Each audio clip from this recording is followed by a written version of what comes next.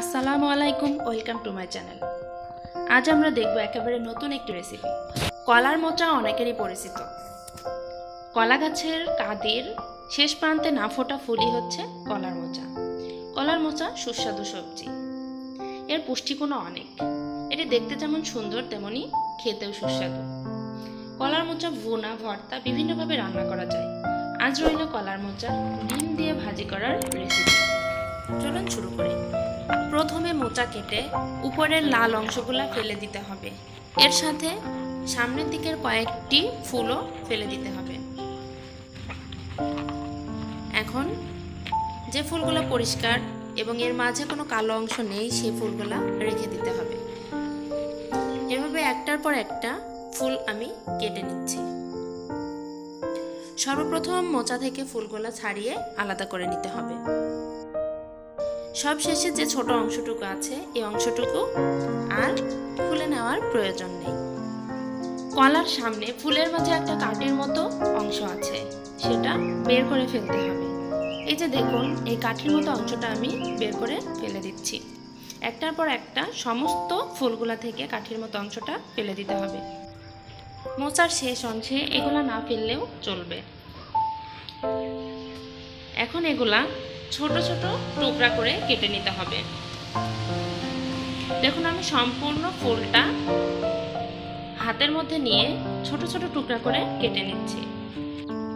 টুকরা করে কাটার সময় অবশ্যই এগুলা পানিতে ভিজিয়ে রাখতে হবে এবং মাঝে মাঝে হাতও পানিতে ধুয়ে নিতে হবে, নইলে হাতের অবস্থা কিন্তু একেবারেই খারাপ হয়ে যাবে। আমি সব ফুলগুলা এভাবে কেটে পানিতে ধুয়ে নিয়েছি। এখন সেদ্ধ করার জন্য কড়াইতে পরিমাণ মতো পানি ও মোচা দিয়ে আমি 5 মিনিট সিদ্ধ করে নিচ্ছি। এগুলো সিদ্ধ হয়ে গেলে নামিয়ে যে কোনো জালিতে ঢেলে পানি ঝরিয়ে নিতে হবে। বাটা মশলার মধ্যে রয়েছে একটি পেঁয়াজ, একটি রসুন, 5-6টি কাঁচামরিচ ও সামান্য পরিমাণ জিরা ও সরিষা বাটা। সবগুলো উপকরণ একসঙ্গে মিশিয়ে নিয়েছি। রান্নার জন্য কড়াইতে পরিমাণ মতো তেল দিয়ে বাটা মশলাগুলো দিয়ে দিতে হবে। এগুলো হালকা নেড়ে চেড়ে এর মধ্যে দিয়ে দিতে হবে সিদ্ধ করে রাখা মোচা। এ সময় দিতে হবে 1 চা চামচ লবণ, 1 চা চামচ হলুদের গুঁড়া। এগুলো দিয়ে কলার মোচাটাকে ভালোভাবে নাড়তে হবে।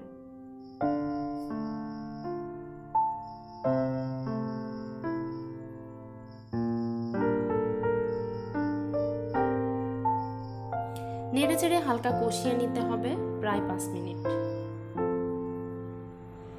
দেখুন, কলার মোচা থেকে কিন্তু হালকা পানি বের হয়েছে।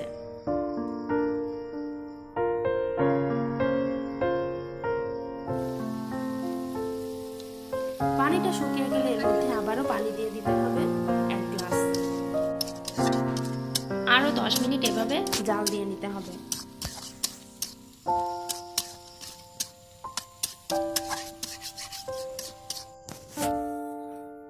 পানিটা কিছু শুকিয়ে গেলে এর মধ্যে দিয়ে দিতে হবে একটি ডিম। ডিমটা ভেঙে দিয়ে নেড়ে চেড়ে দিতে হবে। এই ডিমই কিন্তু মোচা ভাজিতে এনে দেবে একেবারে ভিন্ন স্বাদ।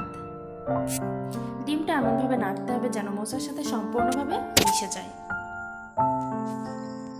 কিছুক্ষণ এভাবে নেড়ে নেড়ে ভাজা ভাজা করে নিতে হবে।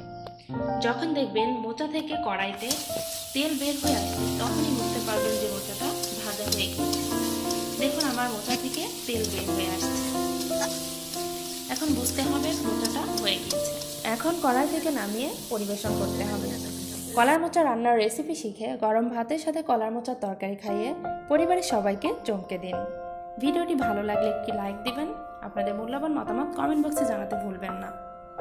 নতুন নতুন রান্নার ভিডিও পেতে চ্যানেলটি সাবস্ক্রাইব করে পাশে থেকে বেল আইকনে ক্লিক করে রাখবেন। ধন্যবাদ। সবাই ভালো থাকবেন। আসসালামু আলাইকুম।